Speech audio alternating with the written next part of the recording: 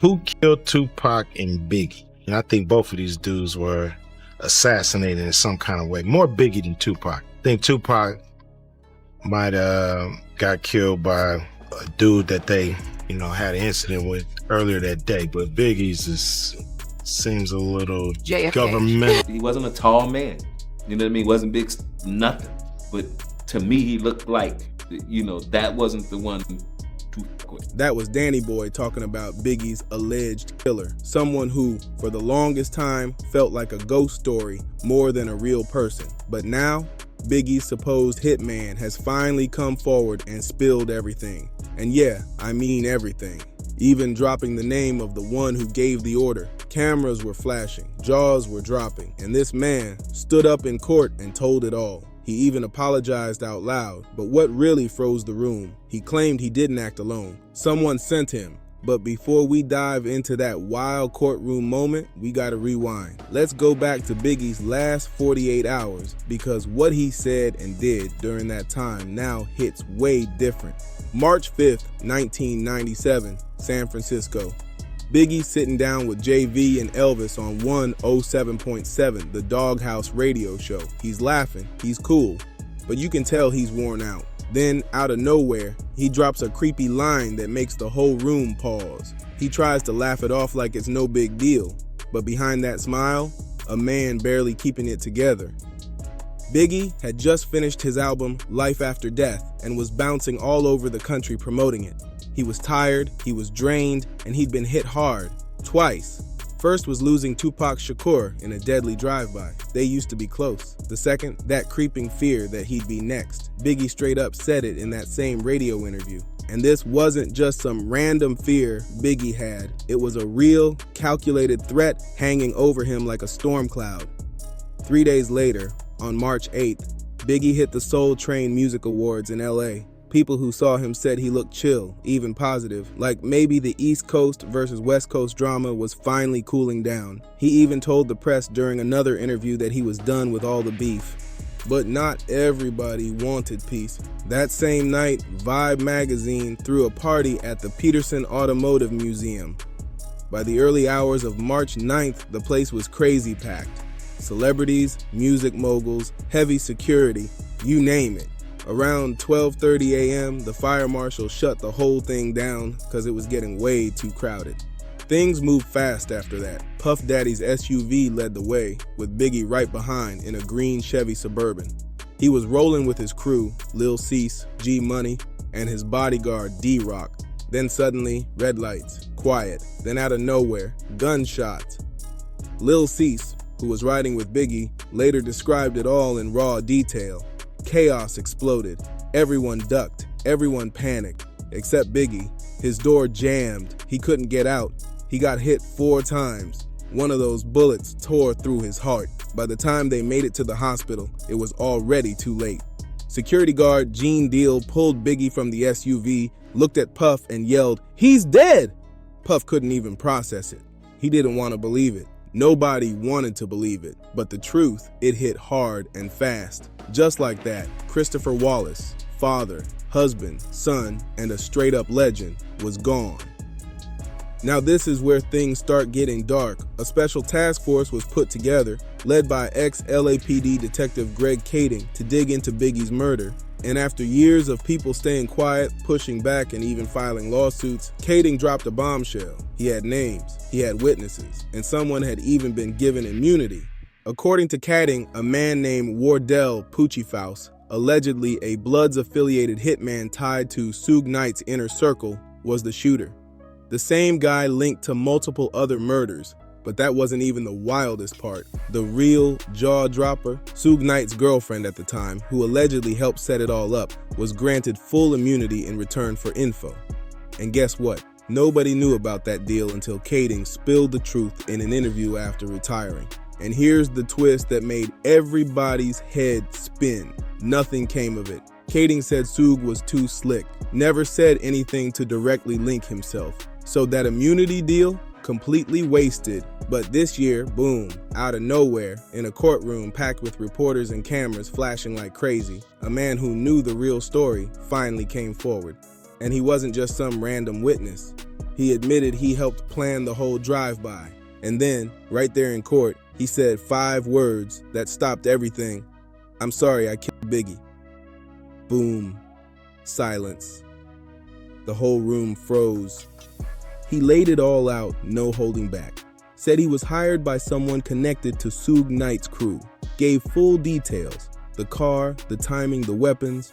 Even mentioned seeing Lil Cease yelling at some girls from the window right before the shots rang out. Something only someone who was actually there could have known. He swore it wasn't about the East Coast versus West Coast feud. It was personal, a message. And what made it even more cold? He said Biggie wasn't even the main target. He was just collateral damage.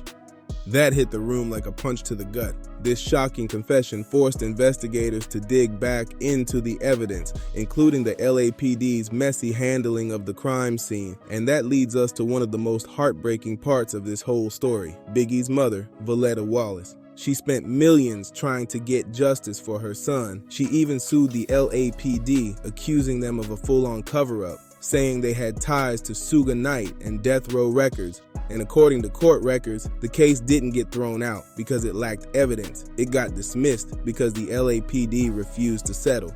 Voletta was drained, emotionally and financially, and had no choice but to step back. But that didn't mean she gave up.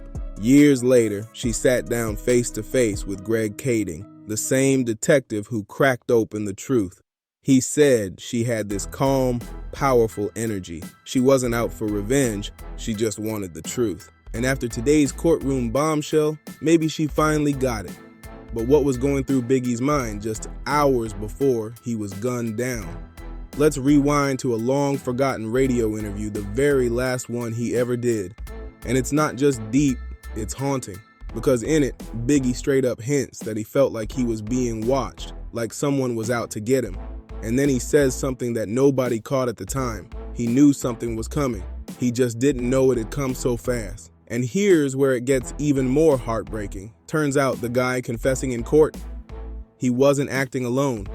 There were 2 more people involved, and they're still out there, walking around free.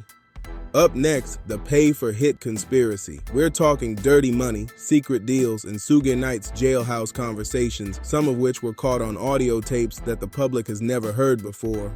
Yeah, the darkest pieces of Biggie's murder are only now crawling out into the light. Let's talk about the blood money trail. Who really paid to have Biggie taken out?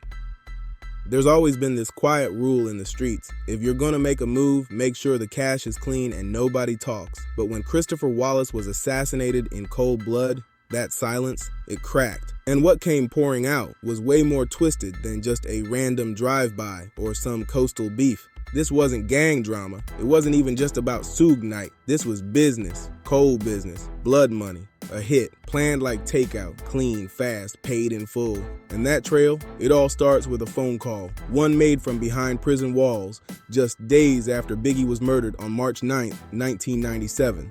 Suge Knight was locked up for a probation violation, but don't think for a second that prison bars stopped the phone calls. The man was still making moves, and he wasn't just chatting with lawyers. He was talking to people on the outside, people with serious pull, people like Wardell Poochie Faust, the alleged hitman named by LAPD Task Force lead Greg Kading. Turns out, witness testimony later uncovered that Suge had been communicating with Poochie through his girlfriend, who acted as the middlewoman for the hit.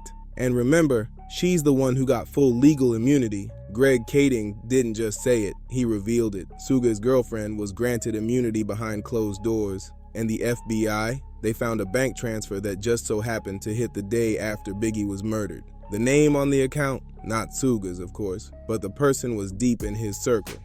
You don't need fingerprints when the money trail does all the talking. And Suge, he had the motive and the means. To him, Biggie's death wasn't just a hit, it was a message.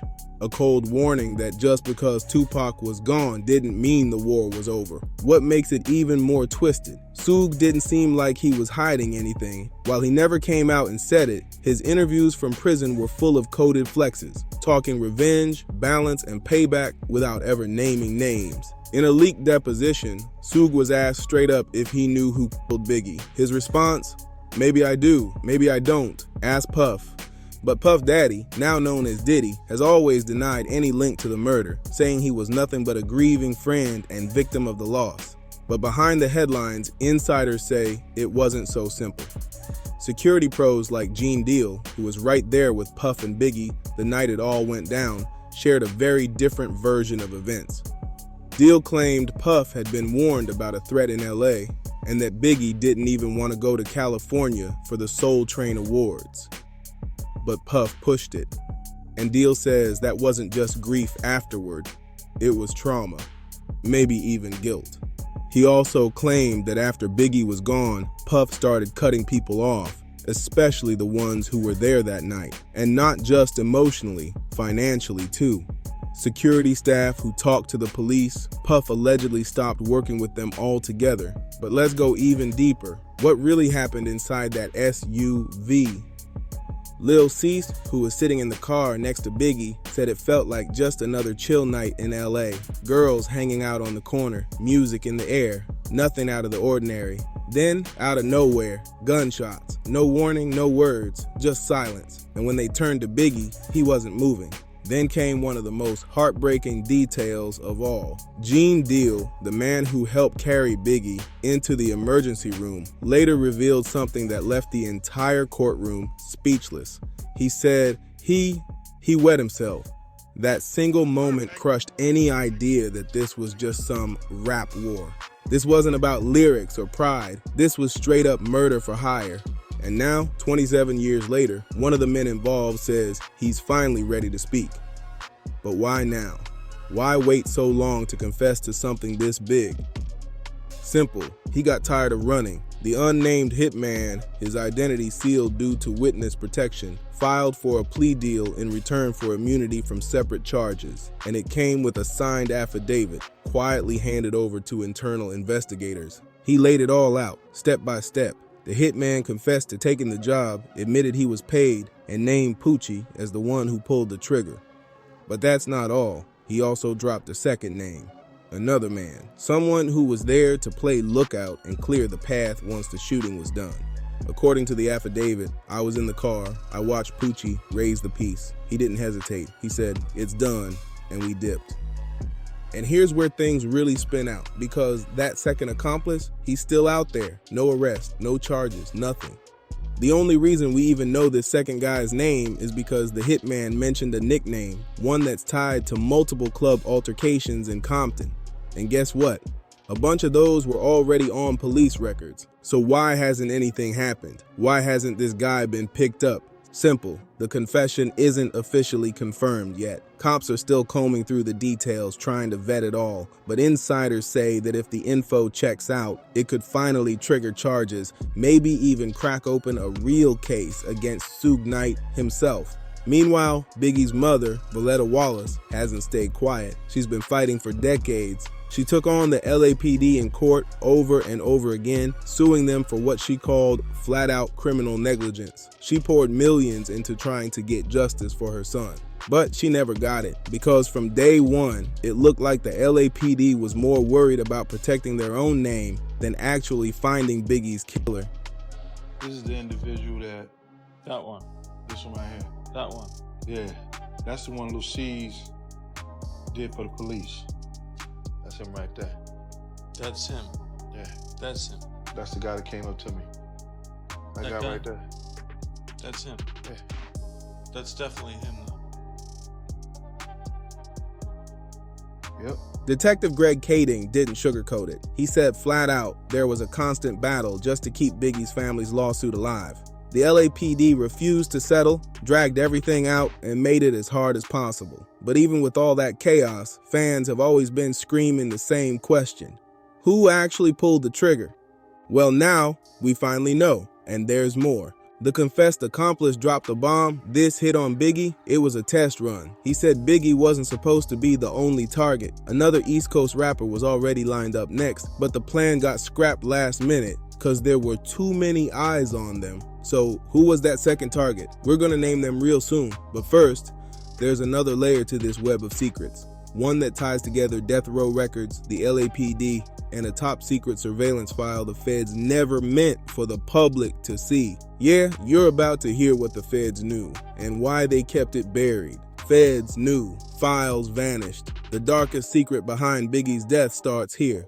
This was never just about silencing Biggie. It was about power, about shutting down voices that were getting too loud, too rich, too influential, and the cover-up, it went beyond music. This rabbit hole dived straight into the heart of the very systems that were supposed to protect him. There was an FBI file, and it disappeared. Even crazier, a second East Coast rapper was marked for death days after Biggie's murder. Let's talk about that hit list. During the Wallace family civil case, a leaked LAPD memo revealed a secret document, an unofficial hit list connected to people within death row. Names on it: Biggie Smalls, Nas, Busta Rhymes, and one more artist. That last name, blacked out. And this wasn't just hearsay. This was presented in open court. It came up during a discovery motion in the Wallace family's lawsuit against the LAPD. FBI records and LAPD files tied to Biggie's murder, they mysteriously vanished, gone without a trace. One witness, a former informant, claimed that Nas was supposed to be the next target. The plan was to take him out during a West Coast tour stop, but it never happened because Nas canceled, citing security issues. Just like that, the plot got shelved and the trail went ice cold until now. Because the same man who just confessed to helping set up Biggie's murder, he just dropped another twist. He said he was approached again months later by the same people about taking out N. Yeah, Nas. He claims he refused, said he had done his part and wanted out. But now his statement is in the hands of federal agents and they're digging deep. This could reopen a whole new line of investigation, one that points to a coordinated campaign targeting East Coast rappers. This wasn't just gang stuff. This was business, territory. While the world was caught up in award shows, magazine covers, and radio hits, behind closed doors, West Coast moguls were feeling trapped. Puff Daddy was taking off like a rocket. Biggie had just hyped up Junior M.A.F.I.A.'s next album. Bad Boy Records was dominating. Meanwhile, Death Row, they were hurting. Suge Knight was in prison, Tupac was gone, Dr. Dre had bounced, and Snoop, he was already weighing his next move. It was like the empire was crumbling, and for some folks, the only way to take the power back was to send a message, to bring fear back into the game. But that plan, it didn't just fail, it blew up in their faces. The moment Biggie was taken out, the world didn't just stay silent, it pushed back. Voletta Wallace, fueled by heartbreak and millions from Biggie's estate, came swinging. She sued the LAPD, hired private eyes, tracked down witnesses. She backed the city into a corner, but there was one person no one could touch: Poochie Faust. In 2003, Poochie was gunned down in Compton, 10 shots while riding his motorcycle. Official LAPD reports called it gang-related, but a lot of people aren't buying that. They believe it was a cleanup job, someone tying up loose ends. One of the investigators from the Biggie task force even said straight up the timing was way too convenient. Folks were getting nervous that Poochie might talk, and once he was gone, the whole case went cold again. That is, until 2024, when an anonymous hitman finally stepped forward. And just like that, the floodgates burst open. But now the question hanging in the air, what about Puff? Puff Daddy, aka Diddy, has spent decades swerving around the rumors, lawsuits, and shady whispers. Some folks see him as a man caught in the chaos. Others, they claim he played both sides, moving in silence. One thing's for sure though, after Biggie's death, Puff took hold of the story. He dropped "I'll Be Missing You." He turned Bad Boy into a mainstream machine. He stacked money, built a billion-dollar brand, and turned his pain into power. But the people who were there, the ones who lived through the mess, they say the price of all that success was devastating. He had so much love, man. That's what Gene Deal, Puff's former head of security, said. But even he got cut off. Not because he slipped up, but because he told the truth. And that's what this whole story has always been about, truth. Biggie was just 24 years old when his life was taken. He left behind 2 kids, and his mother, Voletta Wallace. She still wakes up every day looking for answers.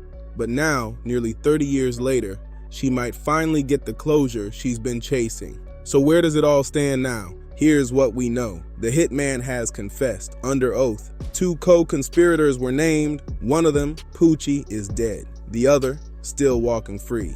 Suge Knight's girlfriend was granted full immunity in exchange for her cooperation. Nas was allegedly the next target on the list, and the FBI, they may have buried crucial files that could have blown this entire case wide open. And Suge Knight, he's still locked up, still not talking. When a journalist asked him recently if he knew who killed Biggie, he just smirked and said, "Ask Puffy." But here's the truth. We're done asking, because now, after all this time, the real answers are finally coming to light. And one last twist to shake the room. Before he died, Biggie recorded a final track that never made it onto Life After Death. The label buried it, said it was too raw, too real. But in that song, he allegedly rapped about a black truck creeping past the club that night. People thought it was just bars, but maybe he knew. I just want the truth. That's what Valletta Wallace said in 2023. And now, she might finally have it. Because the man who pulled the trigger told the world, "I didn't know him, I didn't hate him, I was just doing what I was paid to do." Did Biggie know he was being hunted? Christopher Wallace wasn't clueless, he wasn't reckless, and when those bullets came, he wasn't shocked. The deeper you dig into his final days, the clearer it gets. Biggie didn't just sense the danger, he lived with it, talked about it, and even joked about it, like someone trying to make peace with the storm already closing in. In one of his final interviews, barely ever used in mainstream documentaries, Biggie said it all. It was March 5th, 1997, on the Doghouse radio show in San Francisco. He let a few eerie lines slip, but one hit like a punch to the chest. The room laughed, Biggie smiled, but if you really listen, the tone in his voice wasn't playing. He sounded drained, worn out. His voice dipped when he said it, like he knew. And what made that moment downright chilling? What came right after? The host, clearly concerned, asked Biggie what had changed in the rap game, why things had gotten so dangerous. And Biggie, calm as ever, like he'd practiced the answer 100 times, broke it down. And this wasn't just poetic talk. These weren't metaphors. Biggie believed he had a target on his back, not just from rivals, but from people in the industry who didn't want him calling the shots. By 1997, Biggie wasn't just spitting rhymes, he was building an empire. He was working with Puffy to push Junior MAFIA's second album, growing his own fashion line, and getting ready to launch his own imprint under Bad Boy Records. He had vision, he had control, and that made him dangerous to the wrong people. That kind of power, it made Biggie a threat, not just to Suge Knight or die-hard Tupac loyalists, but to the execs, gatekeepers, and shadowy players who had been running the industry from behind closed doors for years. And there's one interview clip, never aired nationally, that proves Biggie was watching his back for more than just bullets. When asked what advice he'd give to up-and-coming artists, Biggie didn't mention lyrics. He didn't talk about fame or flashy chains. He talked about ownership, royalties, and power. He was sending a message, know your worth. According to close friends, Biggie had already started working with a private legal team to restructure his publishing deals. And here's a fact most fans don't know. Biggie wanted out of the label trap before 360 deals were even a thing. And guess who owned a big chunk of Biggie's catalog? Sean Puff Daddy Combs. Sources from inside Bad Boy later claimed that Biggie was gearing up to renegotiate his publishing terms. He was planning to shift creative control into a trust for his kids. That move would have changed everything. Now, this hasn't been confirmed by Diddy or anyone from Bad Boy, but industry insiders believe it could explain why some of Biggie's tracks were shelved or buried after his death. And it gets deeper. There's actual evidence of unreleased tracks, finished songs that Biggie reportedly recorded in secret studio sessions with DJ Premier. Yeah, he was working behind the scenes, plotting his next move in silence. But not all those secret tracks ever made it to the final cut. And then there's the Faith Evans story. Fans know the headlines. Biggie and Faith got married fast, had their ups and downs, and it all played out in public. But what most people don't know is that in the final weeks of his life, Biggie was trying to fix things. He wasn't just chasing peace for himself. He was thinking about legacy. In that same Doghouse interview, Biggie opened up. He admitted it wasn't just about love, it was about building a future. He wanted to clean up the mess, create stability, but he ran out of time.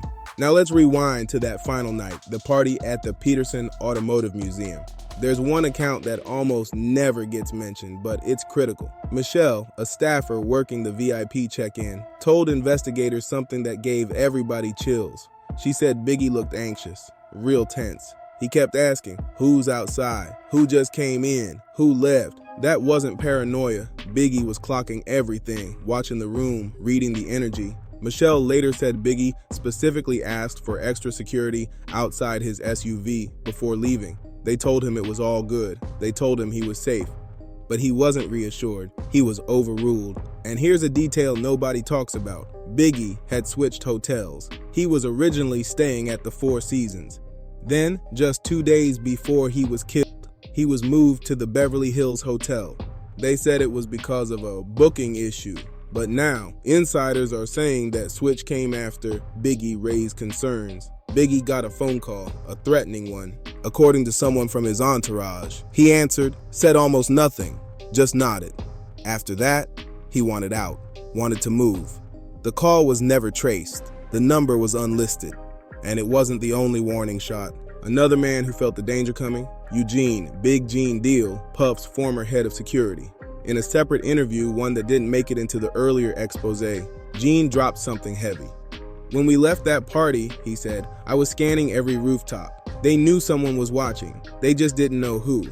And Gene's gut, it was dead on. To this day, he's haunted, not just by the murder, but by the silence that followed. He once said, I hate to be like that, because it's hard to come back from that. And truth is, he never really did.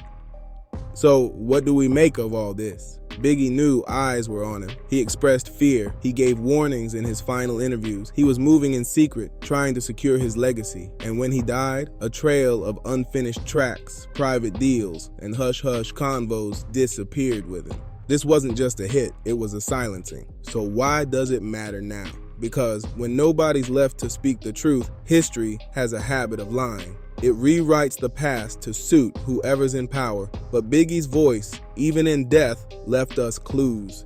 In his lyrics, in his interviews, in every beat he dropped, he was telling us. The real question is, were we even listening? Christopher Wallace knew, maybe not the exact night, maybe not the exact block, but through his music, his interviews, and the way he moved in those final days, he felt the walls closing in. And now, 27 years later, the truth is finally catching up. Not because the system stepped up, not because the music industry demanded answers, but because of one unstoppable force, his mother, Voletta Wallace. She never gave up. She fought through silence, lies, lawsuits, and pain. And now, with this confession out in the open and the puzzle finally coming together, maybe, just maybe, Biggie can finally rest in peace. If this story hit you, if you believe the truth deserves to be heard, like, comment, and share this video. Drop your thoughts below, and don't forget to subscribe for more deep dives like this, because the story ain't over and the truth always comes out.